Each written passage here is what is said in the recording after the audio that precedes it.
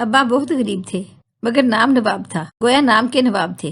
روزی کمانے کے لیے تانگا چلاتے تھے۔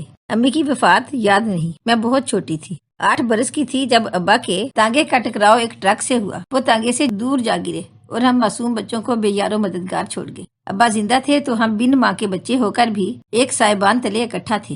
ان کے مرتے ہی تیتر بتر ہو گئے۔ بڑی 2 بہنوں کی شادیاں ہو چکی تھیں۔ بڑی آپا میرے 2 بھائیوں کو ساتھ لے گئیں۔ مجھے اور میرے بھائی عاشق کو چھوٹی آپا اپنے گھر لے آئیں۔ بڑی آپا سیالکوٹ میں رہتی تھیں اور ہمارا گھر لاہور میں تھا۔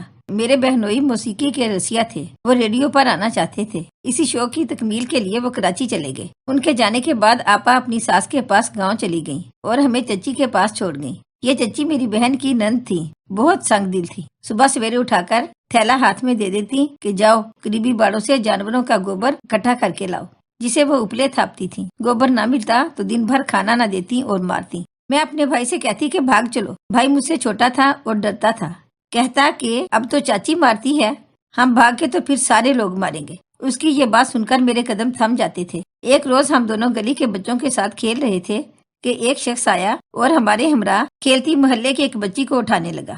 بچی ڈر کر رونے لگی۔ اس کے رونے پر ہم بھی رونے لگے۔ دوسرے بچوں نے بھی شور مچا دیا۔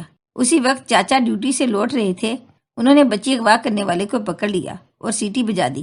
وہ پولیس میں سپاہی تھے، تھانہ پاس ہی تھا۔ سیٹی کی آواز پر دوسرے پولیس والے بھی دوڑے آئے۔ اغوا کار بھاگا تو انہوں نے گھیر لیا۔ تب چاچا نے اس شخص کو پکڑ کر گرا دیا اور لاتیں مارنے لگے۔ ان کا بوٹ اس آدمی کے جسم پر ایسی جگہ لگا کہ اس نے فوراً ہی دم توڑ دیا۔ اس باعث ہمارے چچا کو معطل کر دیا گیا۔ چاچی شوہر کی معطلی کی وجہ سے ہم پر غصہ کرتی کہ تم اگر گلی میں کھیلنے نہ نکلتے تو یہ واقعہ نہ ہوتا اور نہ میرا شوہر بے روزگار ہوتا۔ گھر کے پاس بھینسوں کا باڑا تھا جہاں چچی گوبر لینے بھیجتی تھی۔ وہاں قریب ایک عورت کا گھر تھا، اس کا نام طاہرہ تھا۔ وہ بے اولاد تھی اور ہم پر ترس کھاتی تھی، کبھی ٹھنڈا پانی اور کبھی کچھ کھانے کو دے دیتی۔ وہ چچی کی سختیاں دیکھتی رہتی تھی۔ ایک دن اس نے کہا کیا تم میرے ساتھ کراچی چلو گی؟ میں نہ سمجھ بچی تھی، اس نے پیار کیا تو میں اس کے ساتھ جانے پر راضی ہو گئی۔ یوں بھائی کو چچی کے رحم و کرم پر چھوڑ کر ایک روز میں طاہرہ کے ساتھ کراچی آ گئی۔ طاہرہ نے مجھے بہت پیار دیا کہ میں پچھلے دکھ بھول گئی۔ اس عورت کی رحم دلی اللہ تعالیٰ کو پسند آ گئی کہ مدتوں بعد اس کی گود ہری ہو گئی۔ جب تک وہ اولاد کی نعمت سے محروم تھی مجھے بہت آرام سکون سے رکھا۔ اولاد ہوتے ہی اس کا رویہ اور مزاج بدل گیا۔ پہلے وہ مجھے اپنے ساتھ کمرے میں سلاتی اور اب دوسرے کمرے میں اکیلے سونے کے لیے کہتی۔ میں ڈرتی تھی اور اس کے پیار کے لیے تڑپتی تھی۔ جب وہ لوری سنا کر سلاتی تھی تبھی مجھے نیند آتی تھی۔ آج بھی وہ لوری میری روح میں رس گھولتی ہے۔ طاہرہ اماں کی بے رخی نے کس طرح مجھے تڑپا کر رکھ دیا بتا نہیں سکتی۔ میں پھر بھی اس کے ساتھ رہنے پر مجبور تھی اور کہاں جا سکتی تھی۔ جب کسی کو بہت دنوں بعد پیار ملے اور پھر وہ پیار کچھ دنوں بعد چھین جائے تو اس انسان کی کیا حالت ہوتی ہوگی، یہ بس وہی بتا سکتا ہے جس پر گزرتی ہے۔ میں دن رات چھپ چھپ کر روتی اور اس گھر سے بھاگ جانے کے بارے میں سوچتی۔ اس دکھ نے مجھے گھلا دیا۔ میں سو کر کانٹا ہو گئی۔ پڑوس میں ایک گھرانہ آباد تھا، میں ان کے بچوں کے ساتھ کھیلتی تھی۔ ان کو خبر نہ تھی کہ میں طاہرہ اماں کی اپنی اولاد نہیں ہوں۔ جب انہوں نے اداس دیکھا تو شک ہوا، مجھ سے پوچھا۔ میں نے بتا دیا کہ یہ مجھے میری چچی کے گھر سے ساتھ لے آئی تھی، پہلے بیٹی بنایا اور اب ہر وقت غصہ کرتی ہیں، شاید مجھے اپنے ساتھ نہیں رکھنا چاہتی۔ پڑوسن خالہ بہار نے کہا کہ اگر تم تنگ ہو تو ہمارے ساتھ چلو، ہم سکھر جا رہے ہیں۔ میں ان کے ساتھ ہو لی۔ یہاں وہ کرائے کے گھر میں قیام پذیر ہو گئے۔ ان کی ایک جوان سالہ بیٹی رباب تھی جو مالک مکان کے بیٹے سے فری ہو گئی۔ وہ دونوں ساتھ والے مکان کی خالی بیٹھک میں چھپ چھپ کر ملنے لگے۔ رباب کہتی کہ تم بیٹھک کے باہر دروازے پر بیٹھی رہو، اگر کسی کو آتا دیکھو دروازہ بجا دینا۔ بیٹھک کی پچھلی جانب کھڑکی تھی جہاں سے فرار ہو کر جان بچائی جا سکتی تھی۔ میں ایک نادان بچی تھی۔ رباب مجھ سے چوکیداری کراتی رہی۔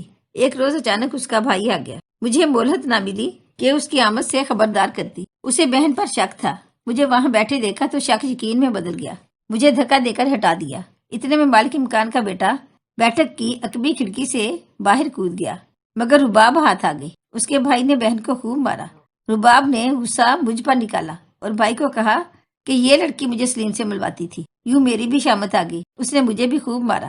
میں تو مار سے پہلے ہی ڈرتی تھی۔ روتی ہوئی گلی کے نکڑ پر بنے ایک چبوترے پر بیٹھ گئی، کیونکہ رباب نے کہا تھا کہ میرا باپ تجھے بھی میرے ساتھ چھری سے ذبح کر دے گا، تو نے مجھے خبردار کیوں نہیں کیا؟ گلی میں ایک کرتب دکھانے والا آیا کرتا تھا۔ اتفاق سے وہ اس روز آ گیا۔ مجھے روتا پا کر پوچھنے لگا کیا ہوا تجھے، کس نے مارا ہے؟ میں نے ساری بات بتا دی۔ اس نے کہا اچھا تو ان کی بیٹی نہیں ہے؟ میں نے جواب دیا میں کسی کی بھی بیٹی نہیں ہوں، میری کوئی بہن نہیں ہے، ایسا کر تو میری بہن بن جا، میں اپنی اماں کے پاس لیے چلتا ہوں۔ مجھے ڈر تھا کہ کہیں رباب کے ابا اور بھائی مجھے ذبح نہ کر دے، تبھی میں ان کے گھر میں قدم رکھنا نہ چاہتی تھی، لہٰذا اس نوجوان منان کے ساتھ حیدرآباد آ گئی۔ اس کے گھر میں ایک بوڑھی عورت تھی، وہ اس عورت کے حوالے کر کے خود کہیں چلا گیا۔ عورت نے مجھے پیار کیا اور بولی اری تو بہت کامسن ہے، اور یہ ظالم تجھ معصوم کو لے آیا، سنگ دل کو ذرا رحم نہیں آیا، تجھ کو خبر نہیں ہے یہ اس بازار میں نچوانے کے لیے لایا ہے، ایسا کر تو یہاں سے نکل جا، دیکھ کسی بھی بچوں والے گھر میں گھس جانا اور اپنا حال بچوں کی ماں کو سنا دینا، اللہ کے نیک بندے تجھے مل جائیں گے، اگر نکرانی بنا کر رکھ لیں تب بھی رہ جانا، مگر یہاں سے چلی جا۔ بوڑھی عورت گلی کے سرے تک آئی اور اشارہ کیا، دیکھ وہ ایک بچوں سے بھرا گھر ہے، در بھی کھلا ہے، ادھر چلی جا۔ میں نے در سے جھانکا، صحن میں بچے کھیل رہے تھے۔ ان کی ماں نے سوال کیا تم کون ہو، کہاں سے آئی ہو؟ میں نے جو سمجھ میں آیا بتا دیا۔ بولی اچھا ادھر بیٹھ جا، میرا خامد آتا ہی ہوگا، ہم تیری مدد کریں گے۔ وہ ایک رحم دل عورت تھی، اپنے شوہر کو میرا حال بتا کر اپنے پاس رکھ لی۔ اب میں ان کی نکرانی تھی، ان کے بچے کھلاتی اور ان کے گھر کا کام کاج کرتی۔ مجھے یہاں ڈانٹ اور مار سے امان مل گئی اور میں خوش رہنے لگی۔ ان دنوں میری عمر 10-11 برس تھی۔ وقت گزرتا گیا اور میں 17 برس کی ہو گئی۔ باہر نکلتی تو برقع اوڑھ کر۔ باجی شائستہ کو اب میری شادی کی فکر ہونے لگی۔ انہوں نے اپنی بہن کو کراچی خط لکھا، بہن کا جواب آیا لڑکی کو میرے پاس بھیج دو، ایک اچھا رشتہ موجود ہے، یہاں آئے گی تو شادی کرا دوں گی۔ میں کراچی شائستہ باجی کی بڑی بہن کے پاس پہنچا دی گئی۔ انہوں نے میری شادی اپنے پڑوسی مرزا سے کروا دی، جن کی پہلی بیوی فوت ہو چکی تھی، اولاد بھی نہ تھی۔ مرزا بہت نفیس آدمی تھے، تہذیب یافتہ، پڑھے لکھے اور سلجھے ہوئے تھے۔ ان کی کوئی بہن نہ تھی، والدہ بھی حیات نہ تھی۔ بھائی اور بھاوج عرصہ قبل لندن چلے گئے اور وہاں قیام پذیر ہو گئے تھے۔ وہ بارہا آپا صالحہ کے خامد سے کہہ چکے تھے کہ کسی شریف بے سہارا سے عقد ثانی کا آرزو مند ہوں، کوئی ایسا رشتہ ملے تو بتانا۔ اللہ تعالیٰ نے میرا ان کے ساتھ جوڑ بنایا تھا، وہم و گمان میں بھی نہ تھا کہ کون شخص ہوگا اور کس سے شادی ہوگی۔ جب مرزا سے شادی ہوئی میرے پاس پہننے کو صرف 2 جوڑے تھے، انہوں نے 7 جوڑے بنوائے اور وہ سب کچھ جو ایک دلہن کے لیے درکار ہوتا ہے خرید کر مہیا کیا۔ مرزا مجھ سے عمر میں 15-20 برس بڑے ہوں گے، لیکن بہت پختہ سوچ کے حامل اور متحمل مزاج شخص تھے۔ میں نے در در کی ٹھوکریں کھائی تھی، زمانے کی ٹھوکروں سے بہت کچھ سیکھا تھا، پڑھی لکھی بھی نہ تھی۔ نوعمری کے سبب کبھی کبھی مرزا سے الجھ پڑتی، لڑ جھگڑ بھی لیتی، مگر اللہ نے ان کو کمال کا صبر اور بصیرت عطا کی تھی۔ بہت خوش اسلوبی اور نرمی کے ساتھ میرے غصے کو ٹھنڈا کر دیتے اور میری کام عقلی کو برداشت کر لیتے تھے۔ رفتہ رفتہ ان کے ساتھ رہ کر میں نے بہت کچھ سیکھا، عقل آ گئی، شعور میں پختگی بھی آ گئی، لڑنے جھگڑنے کے بجائے وقت کے ساتھ ساتھ ان کی قدر کرنے لگی۔ اس دوران 4 بچے ہو گئے، ان کی پرورش میں کھو گئی۔ مرزا کے 2 ابرار کی بیگم اکثر آتی تھیں اور امور خانہ داری میں مدد کرتی، اور بچوں کی پرورش میں بھی انہوں نے ایک بڑی بہن کی مانند میری مدد و معاونت کی۔ اس دھرتی پر بہت سے لوگ اگر بری خصلت کے ہیں تو اچھے لوگوں کی بھی کمی نہیں ہے، جن کی وجہ سے قیامت تھمی ہوئی ہے اور دنیا کا نظام احسن طریقے سے چل رہا ہے، ورنہ ظالموں کا ظلم دیکھا جائے تو دھرتی بھی ان کی ریشہ دوانیوں سے لرز جاتی ہوگی۔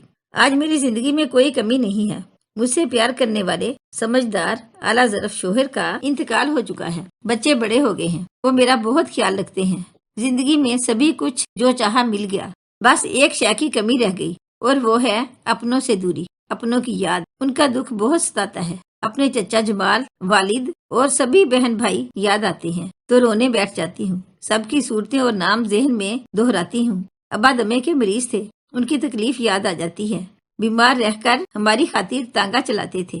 بڑی بہن شریفہ اور ان سے چھوٹی بشیرہ، جانے وہ سب کہاں ہیں، ان کا کیا حال ہے۔ ایک بہنوئی جو شہنائی بجاتے تھے، ان کو ریڈیو میں ملازمت ملی یا نہیں، جن کے شوق کی وجہ سے ہم در بدر ہوئے تھے۔ باجی بشیرہ جو روز رات کو گیت سناتی تھیں، آج بھی دل کے نہا خانوں میں محفوظ ہے۔ اللہ جانے میرے چھوٹے بھائی عاشق کے ساتھ کیا گزری، میرے جانے کے بعد چچی نے اس معصوم کے ساتھ کیا سلوک کیا۔ یہ اور ایسے بہت سے سوالات ہیں، آج جب کہ میں بوڑھی ہو گئی ہوں ان کے جواب تلاش کرتی رہتی ہوں۔ یہ سوال مجھے اس وقت تک پریشان کرتے رہیں گے جب تک میں زندہ رہوں گی، جب تک سانس بدن میں آتی جاتی رہے گی۔ خوش ہو کر بھی خوش نہیں ہوں۔ دعا کرتی ہوں میرا رب کبھی کسی کو اپنے خاندان اور بہن بھائیوں سے جدا نہ کرے۔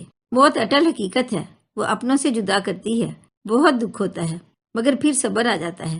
بے شک مرنے والوں کا صبر آ جاتا ہے، لیکن جو ہم سے زندہ بچھڑ جاتے ہیں ان کے لیے صبر کہاں سے لائیں؟ اگر آپ کو ہماری آج کی کہانی اچھی لگی ہو تو پلیز اسے لائک کریں، شیئر کریں اور مزید اچھی کہانیوں کے لیے ہمارے چینل کو سبسکرائب کریں۔ شکریہ۔